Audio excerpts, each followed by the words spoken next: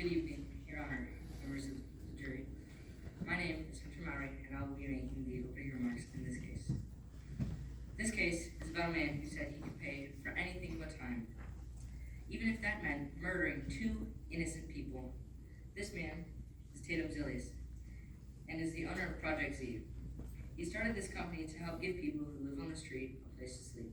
The defense might tell you he did this out of the kindness of his heart, but I can assure you, members of the jury, Zilius didn't care. He wanted what was best for him, money. That is why he wanted to build the state-of-the-art housing complex at Franklin's Trench, so he could take money from people who barely had enough to even feed themselves. But that's all right with Tatum. He'd get enough money to live a good life. But little did he know, people were already living their best lives right where he wanted to build his masterpiece. Instead of giving people a place where they could feel at home, he was literally running them out of theirs. This trial is for one accident that could have been easily avoided. But Zilius didn't want to do what was right. He wanted to do what was easy. On August 31st, 2012, tragedy struck the job site. And at the end of the day, two families will go home knowing that they will never see their loved ones again.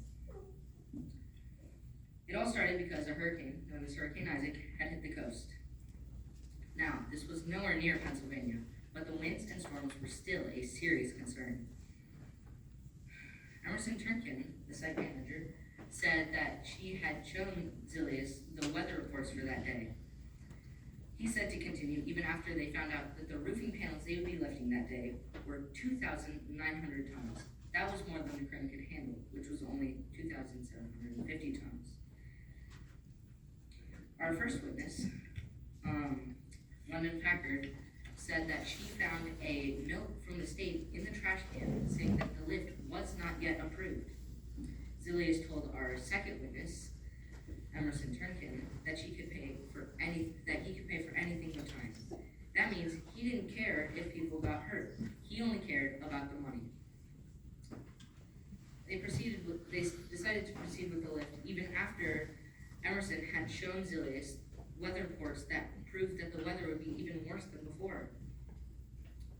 Still, they proceeded with the lift and got the first of the two panels up. This is where it took a dark turn. Just as they started to lift the second panel, the OCIS agent, Grace Hopper, waved a red flag signaling to Micah Stratton to stop.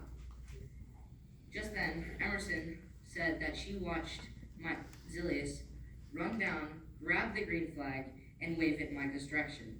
This was wrong. He was purposely disobeying the government and putting lives at risk. The defense, just as Tatum went back inside, the crane crushed itself, killing Grace Hopper and one of the Trench residents, Arthur Dent.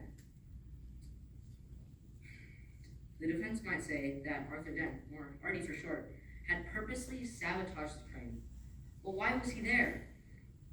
London said that he had a mental issue that could result in him not always knowing what he was doing. So why let a mentally insane person on a job site? It was foolish and reckless. Zilius wanted to do what was easy, not what was right. And at the end of the day, two people were dead because of Zilius' foolishness. Let the evidence show, members of the jury, Zilius could pay for anything but time. And with your help, time is what he'll get. Please return.